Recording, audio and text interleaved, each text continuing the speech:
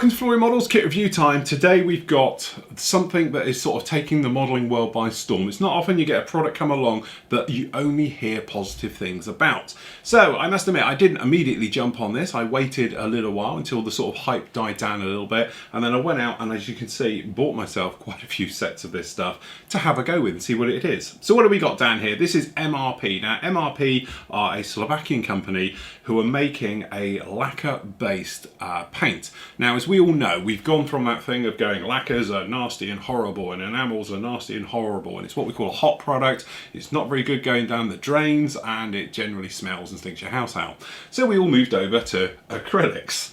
Okay, and that was the thing, and we've been very happy using acrylics, and over time acrylics have got better and better and better, and specialist ones like Model Air and things like that airbrush beautifully, and we've been really happy with them. But a lot of us still have that problem with, especially if you're in certain countries with odd weather conditions, things like that, with obviously acrylics drying too quickly, stopping and starting, spitting and things like that. And it does put a lot of modelers off from airbrushing in general. Lacquers have always been the easy option. They tend to flow a lot better. You tend to be a thinner mix because of the lacquer, the pigment that can be carried in that can be for finer quality. And what that means is less stoppages and problems with your airbrushing and everything else like that. So anyway, I thought I'd really go to town on these, and instead of just spraying a bit of plastic art and seeing what it is, we would actually go through the full motions of using this in anger, so to speak, on a model build. So this is how we got on. Doing the MRP paints, which are these guys down in here, which obviously a lot has been spoken about. There's been a lot of hype. And to be honest, it's not a paint that I thought I'd ever see myself using again. But, you know, here's one for the point of view of testing and reviewing. So we've got it all here. So if you watched part one, this was basically about putting this guy together, which I have to say has been a truly fantastic build. We've had no problems with the build whatsoever, if we get those off. It's a great kit, 1/72 scale by Trumpeter. This is the early type. They do a later version. They do a fantastic range of MiG-29s as well. To be honest, they're that good. I've got two coming in, possibly even today, so they might turn up during the show. All right, but generally the fit was absolutely fantastic. These have got to be the finest 1/72 scale flankers on the market to date, or certainly that I've done. So if you are in the mood and you fancy doing something a little bit different, 1/72-ish, things like that, or you're a 1/72 builder, then look no further than the Trumpeter 1/72 scale kits, because we put this thing together and primed and everything in 4 hours. That was it, start to finish, with no edits, no cuts or anything else like that. So if you did want to have a look at that, obviously not now, but after this, then you can go off and have a look at it. It's part of our live stream to see it. All right, so the whole point of doing this is about all of these paints you can see over here. So MRP, relatively a new company. They've been floating around a little bit, but they sort of really got momentum this year. Okay, they come out of Slovakia.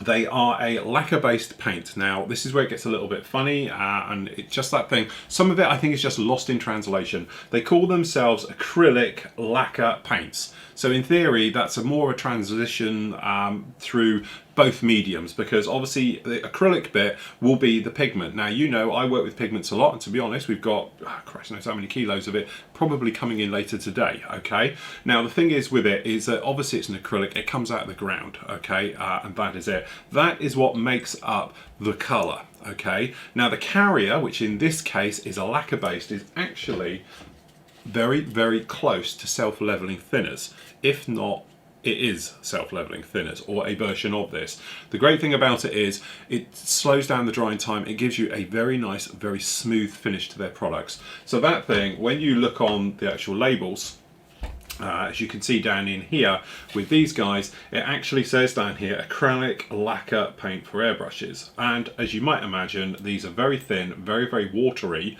okay, and has a little ball bearing down in there because these are very, very thin. So you spray them straight from the bottle. You're not going to mess around and obviously be, you know, putting it in with thinners and various things like that. The colors can all be mixed in themselves, but I probably wouldn't recommend going along and thinking, well, it says acrylic, don't put acrylic in it. These are lacquers. The only thing you can put in there is probably other lacquers.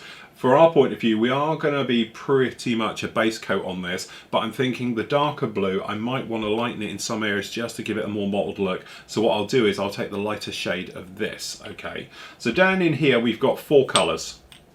Okay, we've got the green. So the green is actually, as it says down here, which is MRP 32. It's Russian aircraft, wheel hubs and antenna covers, 1960 to present. What that means is, down on here, these green bits at the front. Now the nose of these notoriously fade, but then so does everything else on these. So again, we can do a nice little faded technique, but that is what we're using for this. So that's going to be MRP 32.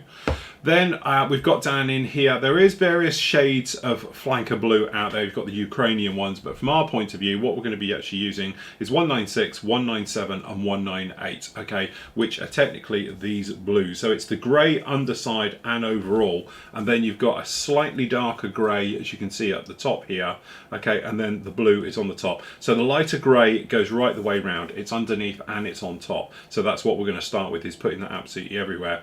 And then what we're going to do is work our way up through the top. Now this particular build, we're not going to be messing around with things like pre-shading or black basing and everything else like that. We're going to do it in reverse. So what we're going to do is we're going to mottle it afterwards with other colours just knocked in, just to give it an off colour, and we're going to do it that way rather than doing your traditional panel line shading, things like that, or post shading into it. Okay, so we're just going to be doing this as a very straightforward, because at the end of the day this is supposed to be a beginner's build. Okay, I'm going to show you in freehand because obviously we want to see how well this paint works, so we don't want to be messing around with it somewhat if it's in a situation where you're thinking, well, it should work, it shouldn't work, you know, we really want to know what it can do. So I'm going to do it freehand, but obviously you could use tack worms, you could use masking tape, you could even blow up the plans and cut out the paper, okay, and then put it on and do it that way. It's personal choice how you actually want to do it. I'm doing this as somewhat of a worn down flanker, not kicked to hell or beaten, or you know it's a refuge one, but generally it's just going to be a slightly worn one, so that way you can get away with slightly faded edges.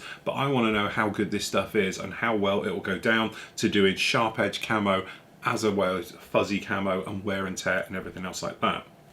The airbrush we're going to be using today is this guy, okay? So this one here is my very, very trusty Infinity. Now this isn't the CR Plus that you often hear a lot of people talking about. Trust me, we have got one of those. In fact, here it is here. Okay, so I have got the CR Plus, but if you notice, this is the normal. But I do have to say, this has been upgraded to the CR Plus format. So by that, what it means is it has got full Teflon, triple sealed and everything else down in here.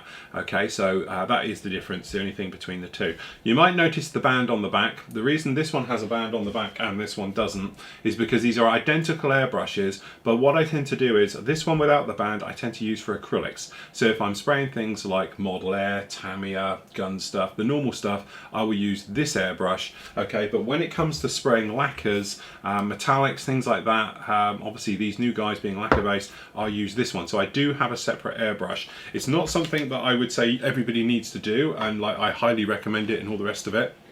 But definitely, I think if you have got two airbrushes, it just makes things a little bit easier. Okay, and 3 days ago, we cleaned this one out after doing the primer, okay, and the airbrush is as good as I put it away. Okay, it had a quick flush with some thinners down into it, and that's it. It never had anything else into this one, and it is firing on all 4 cylinders absolutely fine. Okay.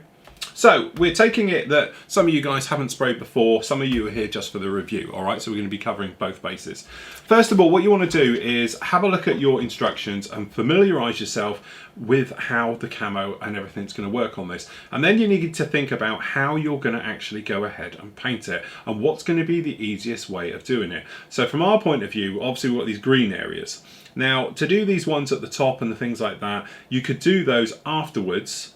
Okay, and it would be quite easy because you could just tape it off and spray the front, the top, the bottom, or you could do it first. Okay, the same goes with the burnt area at the back, which is something we're going to tackle afterwards. Okay, but basically from our point of view, I think it's easier to do a nose cone and the tops of the fins and everything else first, because you don't have to worry about overspray. Then we can mask these off completely.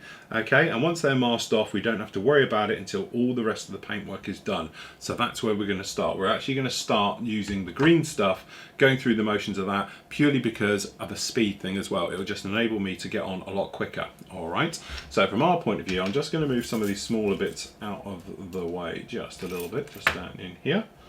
Okay, these are all the wheels and everything else, and to be honest, they're all going to get spray grey and various colours at the same time as we're painting everything else. Okay, so just get rid of those. Okay, no problem at all. Okay, so we're going to start with the green. So from our point of view, for the first time up, we're going to be using this stuff. Okay, so this is the MRP 32. Okay, it is basically this antenna and hub wheel color. So if you wanted to, you could do the hubs, but to be honest, I'll show you about painting wheels a separate way afterwards. Okay, so the big thing is you might notice we've got some discoloration at the bottom, but you might notice a little bit of color down the bottom.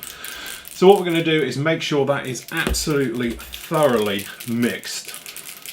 Now the big thing with these, obviously the pigment is what the colour is. So if you haven't got it all totally mixed up, then what's going to happen is you're going to have a thin mix of colour, and it's not going to be the correct colour either. It's going to be a lighter shade. So you want to make sure it is. Don't always be tempted to think, okay, it's clear down here at the bottom, that means it's fine, there's nothing wrong with it. Because at the end of the day is what you might happen is you've knocked all the stuff off the bottom perhaps, but you've got lumps floating around inside. So what you want to do is really give this a very, very good mix. Now, if you've got a paint mixer, something else like that, it is well worth it. And to be honest, before I came on air, I spent a good 5 minutes shaking them all up, just to wake them all up a little bit. Otherwise, what can happen is, if I find, I've got another one here, this is the cockpit turquoise, but you see how you've got that there, and we're at the top. Well, technically, this should be a turquoise colour, so you can see how it'll physically change, but you give it a bit of a knock, not a lot happens, okay? So you really want to make sure these are completely mixed up, all right? Just give them a very good mix. Okay, so we're happy with that, all right? What we're going to do is we're just going to coat the airbrush by putting in a tiny little bit of thinners.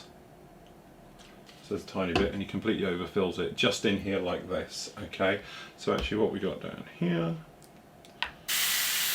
Now the whole point of this is so I can look at my flow, check my flow, and I can listen to my air pressure. Okay? Well, I don't think that's too bad at all. Seems pretty good.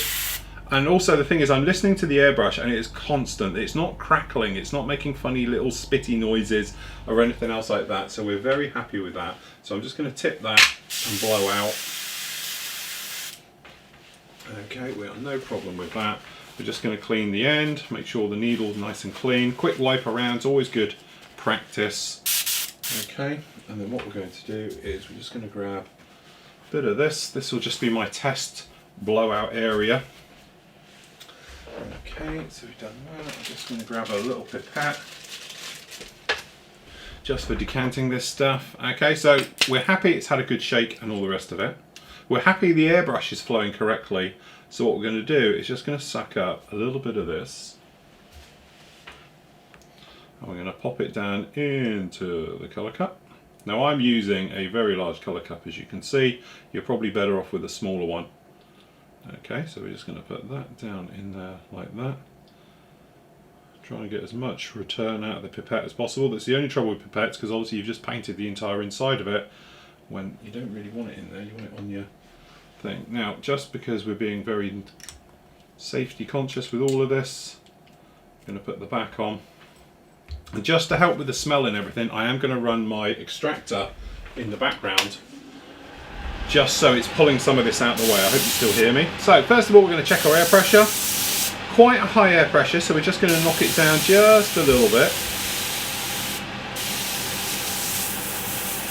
So what do we know about air pressure? Air pressure, okay, determines how it's going to spray onto the model. The higher the air pressure, the more forceful it's going to be pushing it on, okay? So the thing is though, if it's got too much air pressure, you can't get too close, you make a bigger area, okay? So that is the trouble.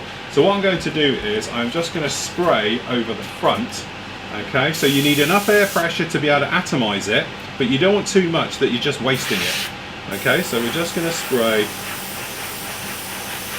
very gently. A light coat, just as we did with the primer. So if you watch part 1, you'll know we've already used this somewhat because we've used the primer.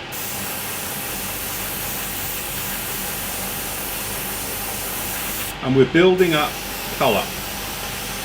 But also you might notice that I'm being quite up and downy on this. This is because I want this to be sort of multi-tonal and all the rest of it. I don't want it just to be a situation where you're spraying it, it's going to be one block of green colour. We're trying to break it up just a little bit.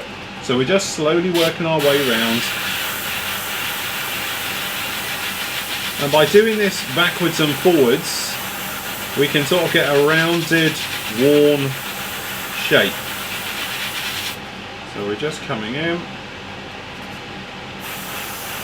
The other thing with doing the nose like this is we can mask it and hold it by the nose. So we're just trying to make it somewhat a little bit blotchy. I have to say the smell isn't too bad at all. And just for the record, normally I would be wearing a face mask and it would be in a spray booth, okay? But for the purposes of me talking you through this, we're not going to have that luxury, okay? So you can see we're just trying to build it up nice and slowly.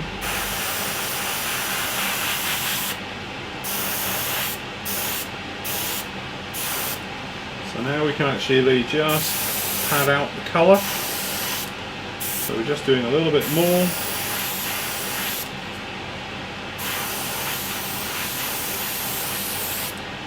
Okay, and that's our nose done. Alright, so we got that one done. Now we've got to do the tails, tips of the tails. So okay, just a little bit. Just making sure you go too far. First impressions, I have to say, very good. Sprayed very, very nicely, no problem, no clogging, no spitting, no, problems at all, just spraying it, whatsoever. Went very, very nicely indeed. The other thing, of course, is, I know I've just sped it up, but being lacquer based, it dries pretty much instantly. So no more of putting it down, having to wait half an hour, okay? Which is something that does happen a lot. For instance, this is enamels. This is still wet. Well, it's not wet, it's dry, but it's literally just dried properly. I would say workable yesterday after that was sprayed over a week ago. Okay, so that is the point to that one. You think that'll be 2 weeks on Saturday since that's been painted, and yesterday I had a good look round it, and that's the first I can get to it. That's the trouble with enamels. Enamels, when they're thick and glossy, take forever to go off.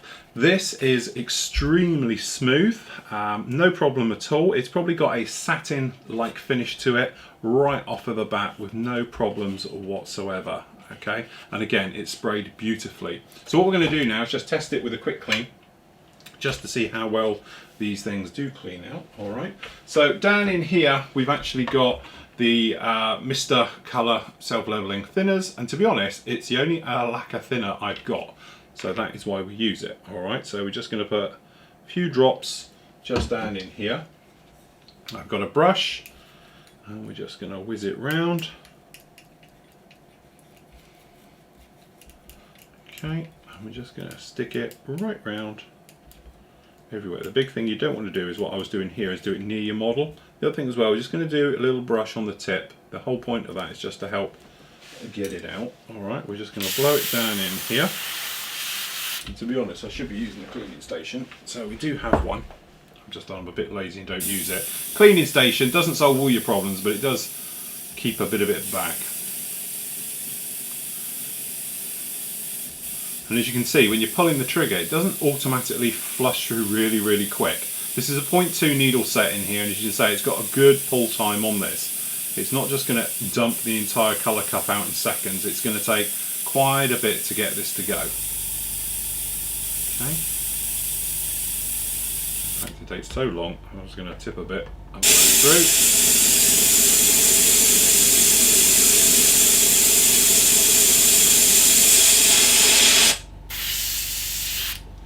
Okay, and the thing is, the reason it takes a little bit longer is because theoretically it's low air pressure, so it's not pushing or doing as much because we've lowered the air pressure. Okay, so we give it a quick wipe out, blow through the needle, and we're good to go with the next colour. Alright, so it's not taking much to clean this out at all.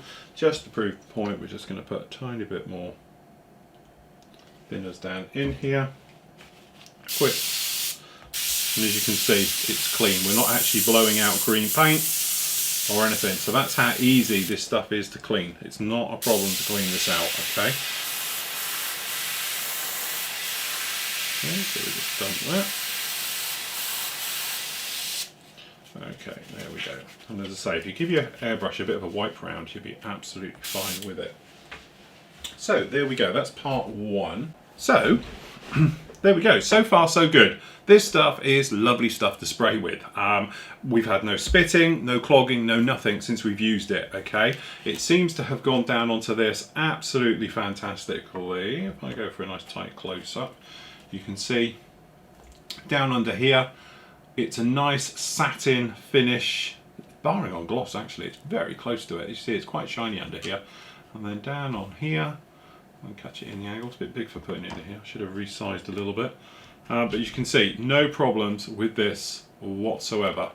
Very nice. How much paint have I actually used? Well, I have used just above the label on this, okay? So technically you think we've used that, which is a 30ml bottle, so I've probably used about, not quite, because it tightens up there, I've probably used, I reckon, 3ml to spray the entire model, which is quite handy, okay? Because my one thing to these is a £5 a bottle. I'm thinking to spray an entire model, you're looking at basically half a bottle. I haven't used half a bottle to do something that big. And don't forget, the flanker is a very big aircraft. It's big surfaces on this one.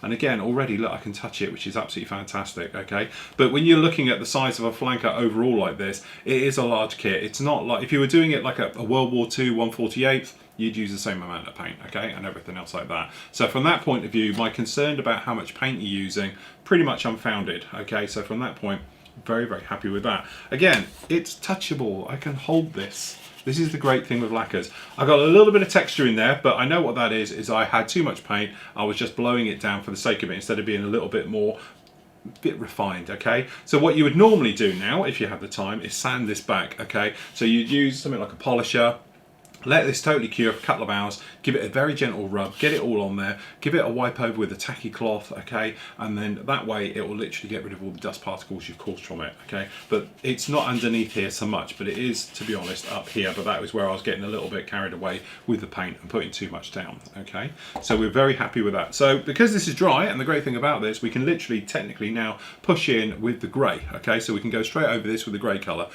Okay, so looking down at the old instructions down in here, obviously we've done the grey, we've done the green, all right. So what we're going to do next is actually pop in and put this lighter, oh sorry, darker grey if you like. I'm calling that grey, it's more like a blue. Okay, so we're actually going to put this grey onto this. Now there isn't much of it, so what we can actually do is either patch the block, okay, and then put the blue in the middle, or just work our way around it and wing it. So I'm more inclined to work our way around and wing it. I think it'll be a little bit more fun to do. So we haven't got to worry about the underside. It's just the top side down in here like this. Okay, so no problem with that. So for that, we're going to be using this one now, which is the grey colour. So we are going to literally going to grab, I've got a pipette that's dry, okay, we're going to grab a good old colour full here. Probably you're going to just need two just to make sure. Probably won't need it, I might end up tipping some of this back, okay. So I'm just going to put our top on there. Okay, and then I'll tell you what, I'll put our lid on here only because I am a complete klutz and I'll make a mess. So usual thing, check our flow. Now the great thing about these paints, and it is one of the very nice things about it, is that you can thin this. It is already thinned, probably working very well for a 0.2 needle set down in this, okay? Because normally what would happen is you'd have to thin this a little bit more and everything else, but as you can see down here, I don't think we're going to have that problem at all, okay? So I'm using the instructions, I'm going to have them just out of sight, and what we're going to do, we're going to pop in this freehand. So we check our flow, we turn down our air pressure, we do whatever we need to make this work. Okay, so I think that's probably around about right. So for the guys who are going to now turn around and say, what air pressure are you shooting at? I haven't got a clue. Not a lot. Probably around about 7. But what you need it to do is be enough to work. Okay. Okay, right. Where are we going to come in from? Tell you what, let's do this one first, because over here it's got the sort of darker blue. Hopefully we've got enough in here so I can get in with a tight camera. There we go. Alright, without getting my top of my head. So what we're going to do, we're going to start this one down in here. Okay, so what I'm going to do, I'm going to backfill first, because this is how I check my flow to make sure we're all good. Okay, and then what we're going to do is we are going to come in from this panel line just here, because we can see it on the actual instructions. So it is to here, and then it's just going to work its way up across the back. So what we're going to do is I'm just going to follow it down in here, and as you can hear, hardly any air pressure, so I'm just going to turn it up just a little bit. Okay, and we're going to backfill this entire section. Okay, so we're backfilling, so we're coming in from the top. Okay, and then because we want it to be a sharper edge, we're going to shoot across it. Okay, so all we're going to do is just going to come in, and then we're backfilling by rolling it like a circle across, and then as we get to the middle we go more on top.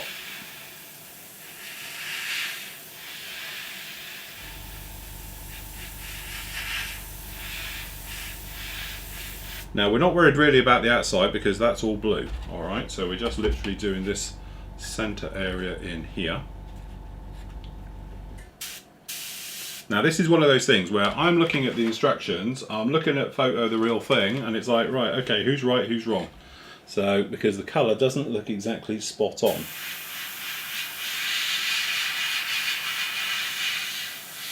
But the more you build it up, the darker it will go.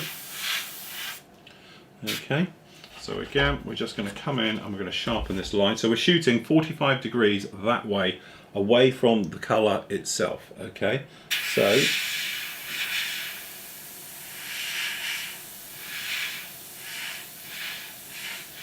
and what we're going to do is just going to fade that off. Now the reason for fading it is so it's not so much of a jump, so when the colour, the blue goes on, it's not going to have like a step, it needs to colour in and everything else like that. Okay, this down here has a little bit just poking down the inside of this fin, so we're going to do that, and then the grey colour looks like that doesn't have any grey on there at all, looks like they are just internal colours.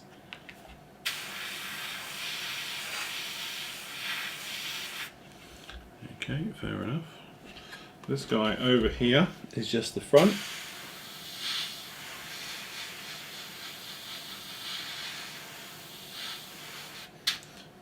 Okay.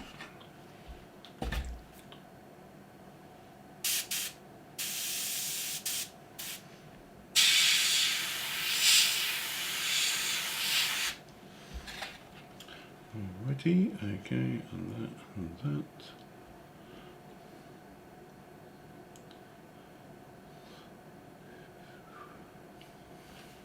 So it does look all a little bit weird, this, I must admit.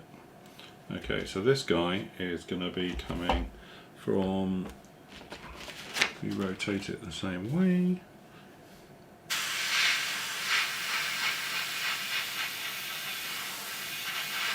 This back section, okay, and it's going to then come forward and then notch.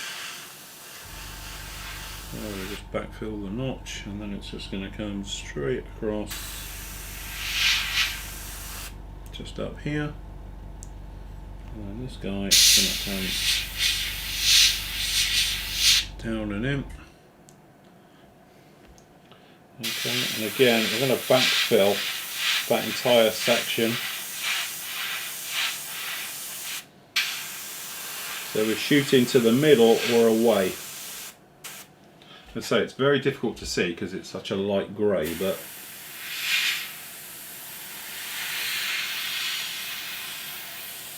when the darker blue goes on, hopefully it all makes sense. Okay, so again, I'm just going to come in here and sharpen this eye right up.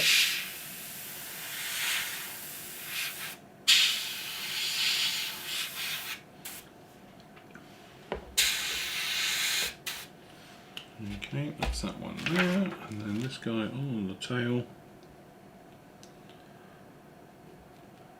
And so it's a little bit weird how the camo pattern works, so that's going to have one that's going to come around the back.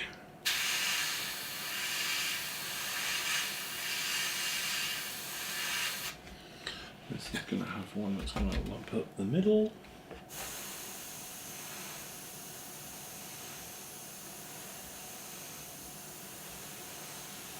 Right, well I'm still not overly keen on the colours, but it probably is going to be the right one. So next up we're going to use the actual darker blue. Don't forget these are supposed to be weathered and covered colours and all the rest of it. So this is the blue, the proper blue if you like, and this is where things can change, because when you put this down everything else suddenly can change colour, because you think it's blue but when you put this down, which is blue, everything else goes grey. I know it sounds a bit weird, but that tends to be how it works. Right, okay, let me just give this a quick wipe.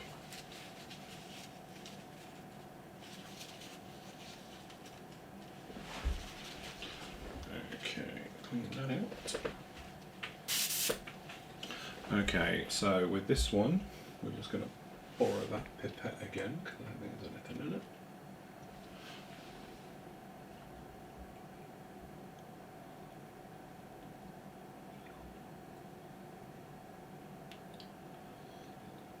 Okay, we're not going to need tons in here, so it's probably like 1 mil. So it just shows how far this will go, because we've just put like 1 mil in it. And hopefully we'll be able to see a little bit more what's going on this time. Okay, so this is the blue, so let's check the blue. And as we can see, it's proper blue. Okay. Wrong way.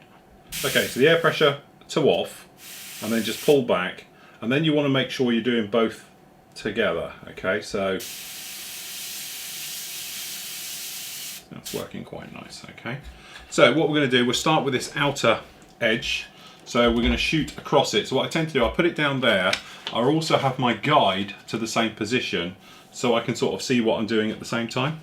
Alright, so again, we'll just check our flow, happy with how that is. We're going to start from the outside. To be honest, the outer pylon is masked, which I didn't realise that, so we can just take care of that. So this will go just over the top, just like that. And just knock it down, and we'll just come in here.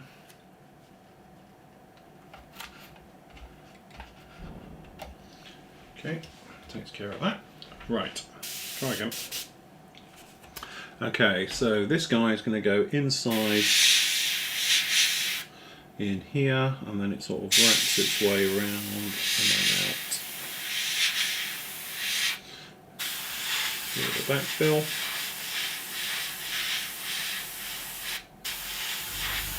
And again, the more layers you get, the darker it will go.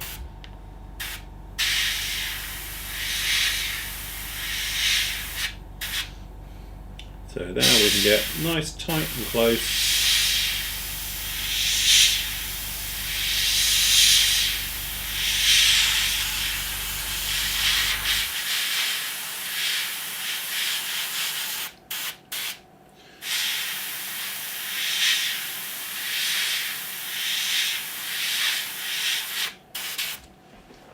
Okay, which now, as you can see, the grey looks really grey, and then the other stuff just looks very, very pale. Okay, so that's that one down there, and then this tail section, we're just going to move this around again, and we've got the lightness down here on the tail, just down in here, so we're just trying to do that.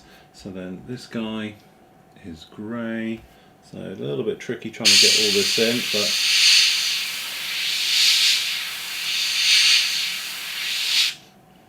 and then this guy is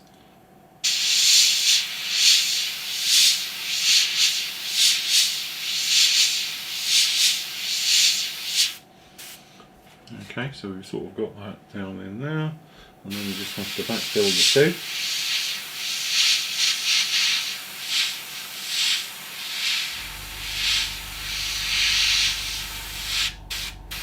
So every now and again it's looking a little bit wet, so all we've got is air coming out of this now. Nothing else, just air.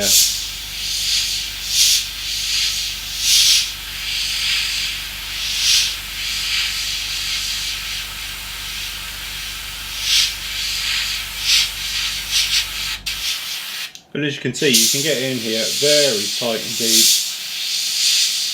Because don't forget, the closer you can get your airbrush to the actual surface, the tighter the line will be. So you can sharpen it right up and have an extremely tight line through this one. Okay, so there we go, and you can probably see this wing and sections changing colour quite nicely, because this over here, to be honest, on this tail, which looked to me blue, is now looking grey, which is what we wanted. To be honest, I thought we'd, to be honest, cock this up, but I think we're okay. Okay, so now we're going to work on this guy up here as it makes its way up here. So a little bit tricky this, because we've got a lump over the front, and we've got to be careful how we get here, and we should have done that green in the first place, so we're going to have to do that afterwards, alright? So this guy is going to come down from here, so I'm roughly working it all out, how it's going to lie. So we've got this, it's going to come up here, and it's going to run down to the back. Okay, so again, check our airflow, happy. Okay, and then we are just going to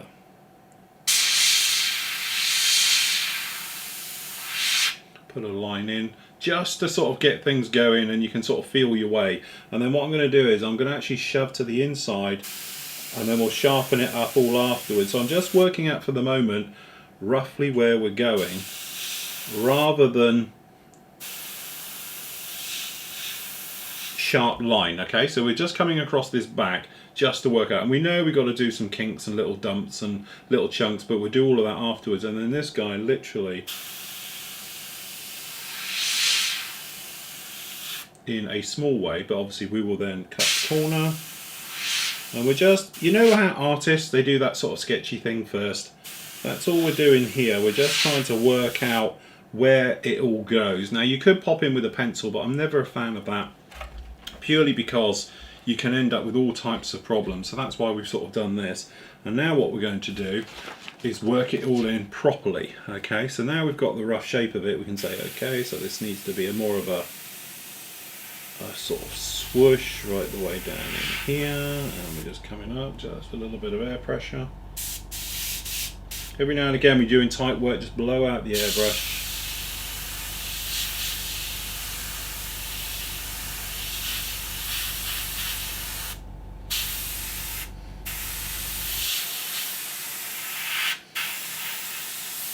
Here, the back filling.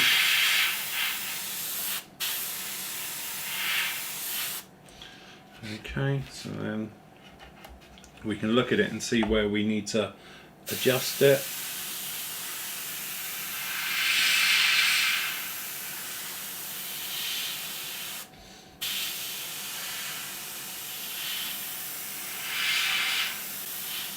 As you can see how the colours have changed. The grey is really grey, and now you've got that light grey and the blue. Yeah, if you remember, if we hold it this way, it looked really blue earlier, but now it's looking more grey. And say, for the first time we've ever used this paint, and we're freehanding on 70-second scale, I think that's looking pretty good. In fact, I'm actually quite liking that a lot. Okay, that's actually really, really nice. Again, we've had no spitting, no stopping, no startings, anything else. Literally just like that. It's worked extremely well indeed. All of those areas. So we're just checking down there in the back. That's just a mixture of mess over the top, the front, the metals, the greens, all those different areas. Got no problems with any of those. Very nice indeed, I have to say. That is come out very, very well. So we're happy with all of those. If we just have a quick unmask, because I just want to show everyone that honestly it shouldn't peel off. Okay, so look, there's your tails coming through.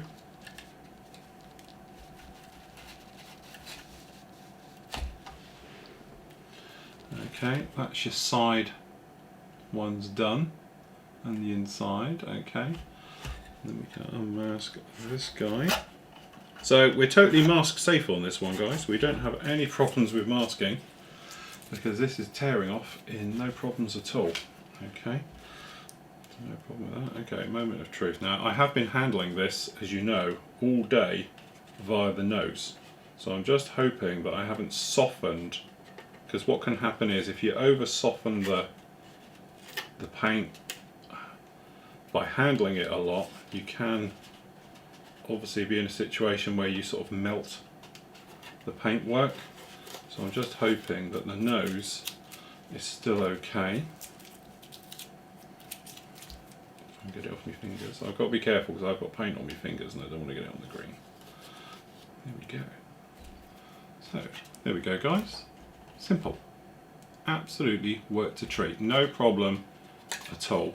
And you think we've taken an hour and a half and we have sprayed in one, including masking time and all the bits and pieces.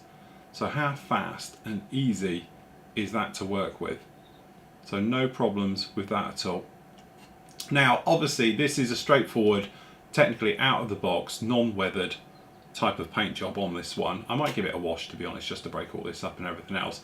But what it's enabled us to do is show how good these paints are right off of the bat, and actually how, from my point of view, it's interesting to show you guys, because I often mention it and I often think, you're probably all thinking I'm mad, is that don't worry about colours until they're on, because I'll be honest with you, my mind is racing as we first put that first blue on, thinking it's blue. I think I've got the wrong blue. I'm thinking it was this blue.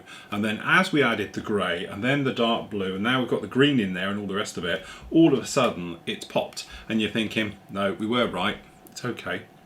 Now, what could you do to improve this? Okay, you can go back with the original colour now and sharpen up, which is something we have got the option to do. So if you felt that perhaps you've got the lines are off and they're wrong and it's in the wrong place, what you can do is come along with the grey paint now and literally just put that in. So you've got that darker grey, that mid-grey, we could just perhaps tighten up this line. This blue, we could change the shape of it, make it more as per the instructions, because I've got it a little bit wobbly. Need to take this corner off, I think, a bit, and everything else. So you can literally go around now and tidy up. Other areas you think, I quite like that, but I just want to adjust it slightly, you can do it. So don't be frightened about going from one colour back to the next colour, so forth and so on. The other thing to point out as well, we're talking about how this paint changes. Can you see this on the top here, how it's sort of gone this browny colour?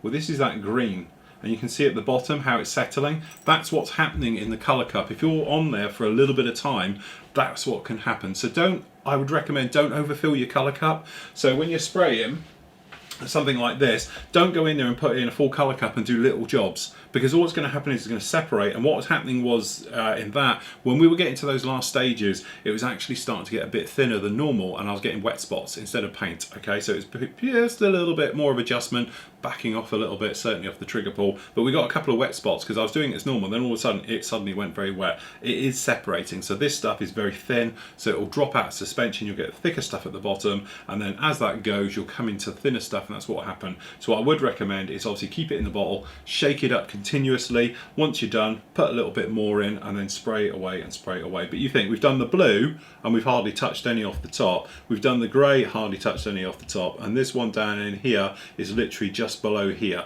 So, and we've done a 1/72 model, no problem at all with it, and to be honest I could probably recoup some of that if I wanted to back in there.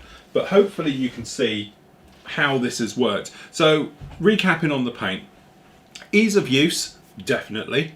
It's very easy because it's straight out of the bottle. Spraying pressures, I'm using a 0.2. To be honest, it's very hot in here. I've got the computer running, we're streaming live, lights, all the bits and pieces go with it. It's probably around about sort of 30 degrees sat in here. Okay, in fact, I can't tell you, I've got it on, but I've normally got my computer's got a thing that tells the outside temperature as well. So it's about 30 degrees. It's very warm, but it's quite humid. It's quite a damp day today outside and everything else, so you're not going to have any problem with drying and all the rest of it. This has gone down very smooth. It's a little bit rough to the touch, but I said if I had the time and the bits and pieces, I would sand it, so you wouldn't have a problem with that. It would be absolutely fine as is. But generally, I have to say, if you're new to modelling, these are really nice paints, because you know how we said about Model Air that it's just squirt it straight out of the bottle, you don't have to worry too much about it. These are obviously very similar. Price, okay, they are expensive, because you think bottle of the other one £3, bottle of this is £5, you know, but don't forget those ones up there are 10mm bottles, I do believe. Are they 10mm? I've got to check. They're the same size as these, and these have mils on them, I'm sure, being thingy. 10mm. That's 10mm. Okay, so it's like, say £2.50 a bottle. This is 30mm for £5. So in theory, it's cheaper, but these are pre-thinned. So from a spraying point of view, if you went for a 50-50 mix, you'd get 20mm out of that. You're probably still a little bit more cost effective to do it as in using hobby colour if you're down that route. But hobby colour will spit. You can't do what we've done where we've masked it up within seconds. Literally we sprayed it and then we masked it. You can't do that with that. You would have to wait 24 hours. We've been holding it and painting it. This is now totally, even down the front here, is touch dry. No problem. It doesn't even feel damp. So if you want to get in a situation where you could go through and paint your model and do all the bits and pieces, then this is definitely the one for you. This, I think, will take a wash extremely well, should have no problems with it, and making its way through the motions. But it's easy to mask up, it's safe, it's secure, and everything else like that, which is definitely a plus for this stuff.